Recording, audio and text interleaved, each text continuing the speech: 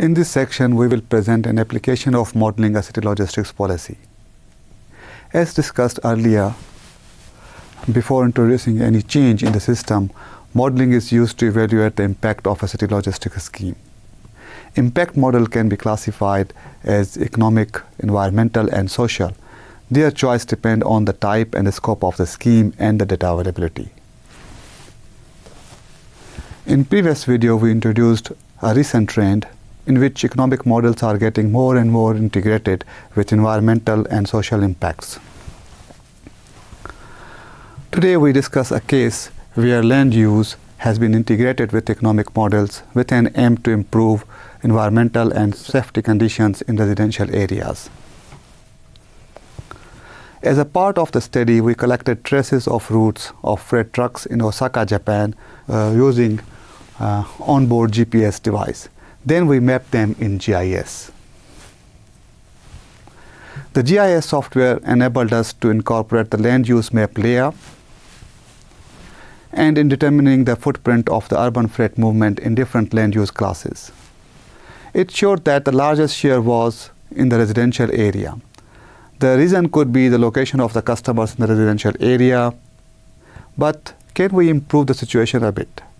To do so, we introduced the idea of dividing the land use in different categories and defining a penalty function for each of them. Using the penalized travel cost into the objective function and using the typical constraints of VRPTW model, we extend it to VRPTW with land use. The objective of this new model was to reduce the unnecessary truck movement in the residential area as much as possible.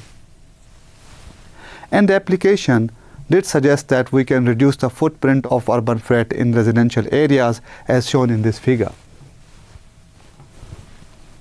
It also shows that even a typical VRPTW, an economic impact model, can reduce some of the unnecessary movement in residential areas. But of course, VRPTW with land use certainly gave better results. One could argue, especially the freight carriers, that such an intervention would increase the cost. To check that aspect, we used a proxy evaluation by comparing the total running time of the trucks in both cases. It clearly shows that there was not much difference between the two impact models. Thus, we can interpret that there would be no significant cost increase, whereas we can get significant safety and environmental benefits in the residential areas if we integrate the land use in our VRPTW model. Let's have a closer look at the trip number 8, which is a good example of this argument. And here. Let's compare the routes of VRPTW model shown in green with those of VRPTW with land use, which are in red.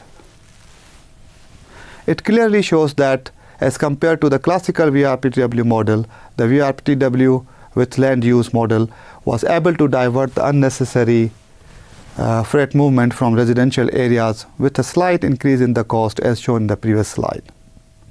As mentioned earlier, one can use modeling application results like these to develop a consensus among the city logistics stakeholders for a better adaptation of a policy. Before closing on an emphatic note about the role of modeling, we shall remind ourselves about the limitation of the applications that we just introduced.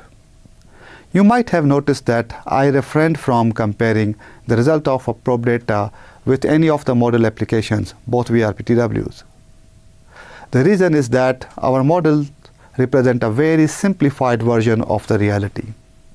For example, due to data and other resource limitations, our model did not capture if there exist any special restrictions on the road network for the trucks. Or models did not incorporate any changes in the traffic conditions at different times of the day and so on.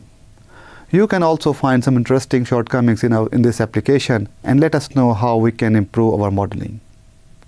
However, assuming that the freight carriers aim at cost minimization, which can be represented by an economic impact model, We assume that their trucks would follow the routes presented by our models if they have exactly the same data as we had. Therefore, our modeling results can be used to initiate a dialogue about this application, which aims at more sustainable urban freight. Thank you very much for joining me and Professor Taniguchi for this section of the course. We hope it was useful and we wish you best of luck for the remaining part of the course.